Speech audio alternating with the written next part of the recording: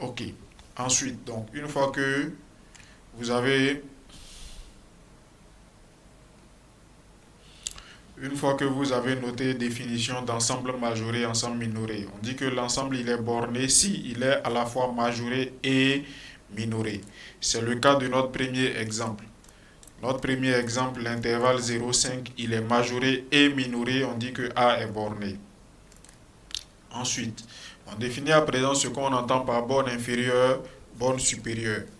On vient de dire que dès qu'il y a un majorant, il y en a une infinité.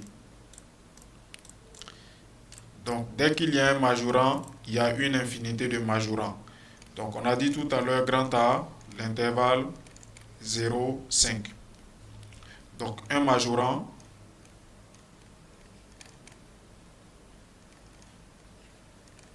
de grand A, c'est par exemple 6. Un majorant de A, c'est encore, à votre avis, comme ça. comment? 7. C'est par exemple 7. Donc, il y en a une infinité. Donc, on va dire euh, tous ceux qui sont majorants de grand A, tous les nombres réels qui sont majorants de grand A, c'est un certain ensemble. C'est bon? Oui. Mais c'est un ensemble de nombres réels. Ensemble de réels. Et comme on a dit, l'ensemble est, il est ordonné. Donc l'ensemble de réels qui est ici là, il y en a parmi eux un qui est plus petit. Et c'est lui qu'on appelle, donc on dit plus petit majorant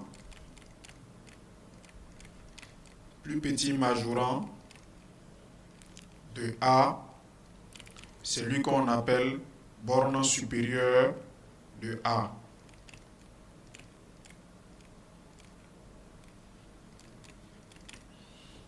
Donc borne supérieure d'un ensemble, c'est le plus petit majorant. Et quand on a dit ça donc, on commence par faire attention qu'il faut que l'ensemble soit majoré pour qu'on puisse parler de borne supérieure. Bon, voilà quelqu'un qui pose une question dans la discussion, qui pose la question de savoir pourquoi pas 5 d'abord. Est-ce qu'on n'a pas répondu à la question?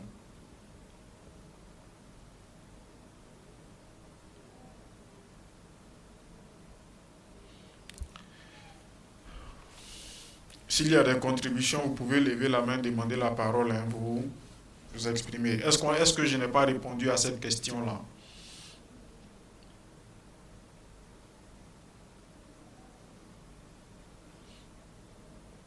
Est-ce que je n'ai pas répondu à la question?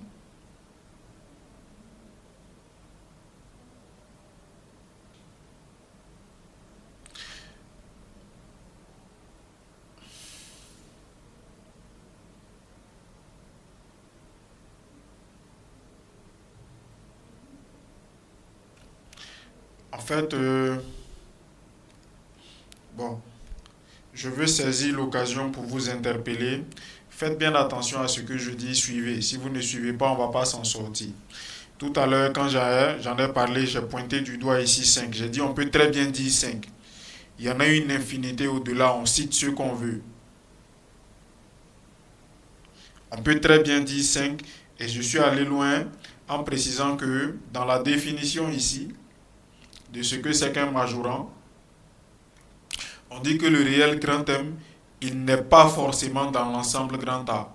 C'est pourquoi quand je cite un majorant, je prends un majorant qui n'est pas dans l'ensemble, sur l'exemple. Mais j'ai souligné au passage qu'on peut très bien dire 5 parce qu'il est plus grand dans la définition des éléments là. Il est plus grand que tout élément de A. On peut très bien dire 5 sans aucun problème, je l'ai dit. Donc, revenons à ce qu'on est en train de dire là. On a dit plus petit majorant de A, c'est celui qu'on appelle la borne supérieure de l'ensemble grand A. On vient de dire, dès qu'il y a un majorant, il y en a une infinité. Il y a une infinité de majorants, donc on peut distinguer l'ensemble des majorants de l'ensemble. On peut parler de ensemble des majorants. majorant,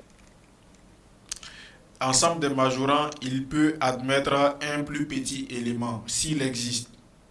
Parce que ce n'est pas tous les éléments qui ont toujours un plus petit élément.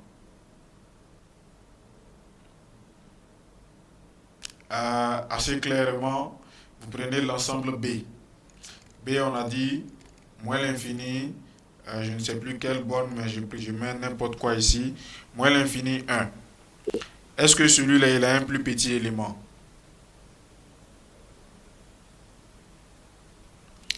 B, il n'a pas de plus petit élément, puisqu'ici, c'est moins l'infini. Bon, bref, donc je reviens à la définition de ce que c'est que la borne supérieure. La borne supérieure de l'ensemble grand A, on dit que c'est le plus petit majorant de A.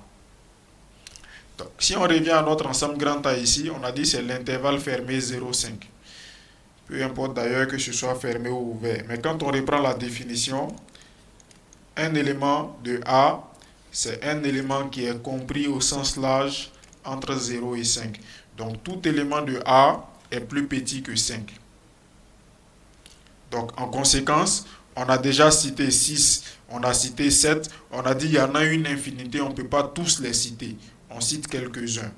Donc 5, on l'a aussi cité, on revient. 5 est aussi un majorant. 5 est aussi un majorant de A. Et alors la question, est-ce qu'il y a un majorant de A qui est plus petit que 5? Donc si petit m est inférieur à 5, alors m ne peut pas être dans grand A.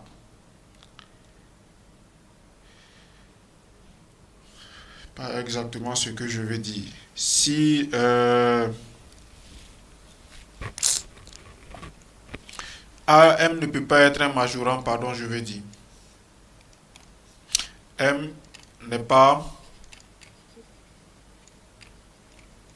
majorant de A. Pourquoi? Parce que 5, par exemple, il appartient à A et on vient de dire 5 est plus grand que M. Donc M n'est pas plus grand que 5. Donc 5, on ne peut pas avoir de majorant de A qui soit plus petit que 5, alors que 5 est un majorant de A. Tous les autres majorants de A sont plus grands que 5. Donc 5 est le plus petit. majorant, Ok. Donc 5 est le plus petit majorant. majorant de A. Très bien. Et donc par définition, 5 est La borne la borne. supérieure de A. C'est ça. Donc 5 est la borne supérieure de A.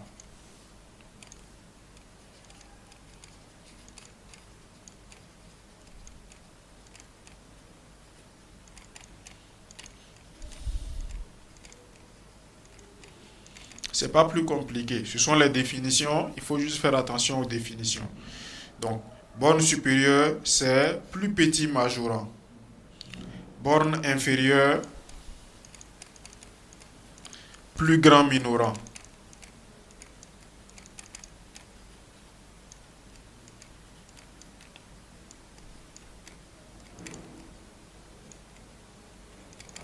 Donc, notre ensemble A, on a dit encore, c'est l'intervalle 0,5.